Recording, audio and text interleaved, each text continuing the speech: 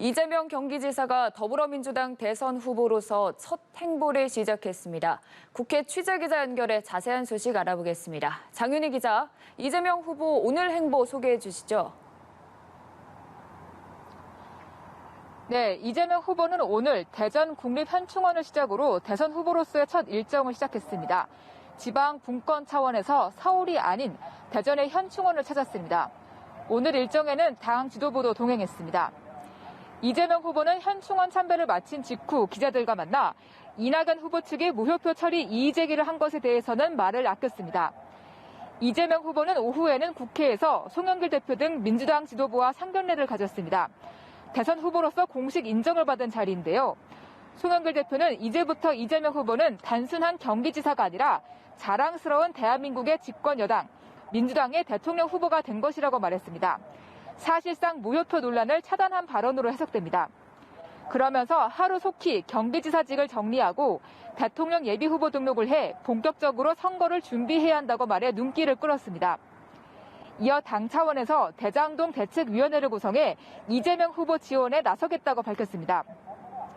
공직선거법에 따르면 이재명 후보는 대선에 나가기 위해 오는 12월 9일까지 지사직에서 물러나야 합니다.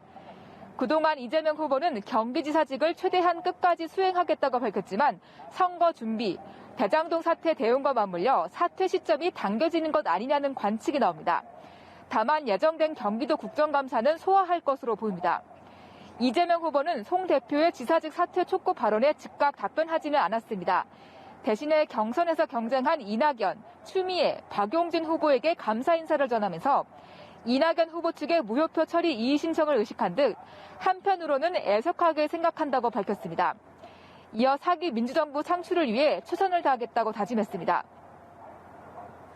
그런데 무효표 처리를 둘러싼 경선 후유증도 이어지고 있는데요. 오늘 상황은 어떻습니까?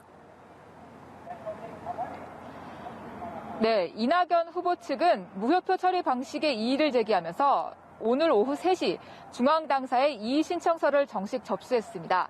하지만 송영길 대표는 사실상 이의 신청 수용 불가 입장을 밝힌 상태입니다.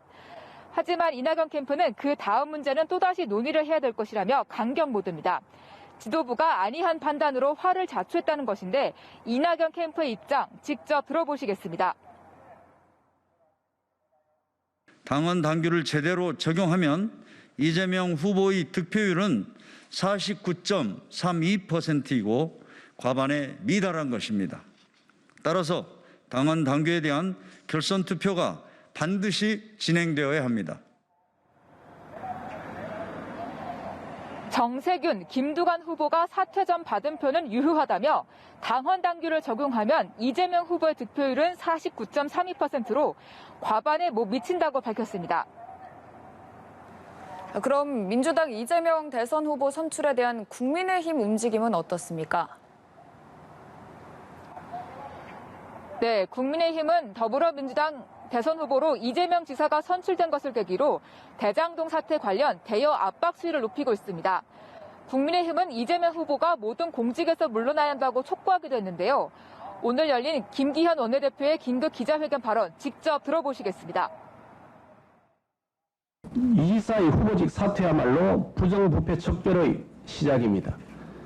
이 지사가 모든 공직을 내놓고 수사를 받는 그것이 바로 공정과 정의입니다.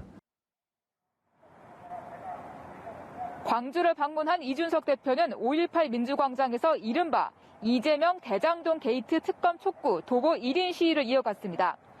한편 4파전으로 압축된 국민의힘 대선 경선 레이스 약 30분 뒤인 5시 30분 광주에서 TV 토론회를 갖습니다. 양강 구도를 형성한 윤석열 후보와 홍준표 후보, 이들을 뒤쫓는 유승민 후보와 원희룡 후보의 호남권 표심 구애 경쟁이 펼쳐질 것으로 보입니다. 지금까지 국회에서 전해드렸습니다.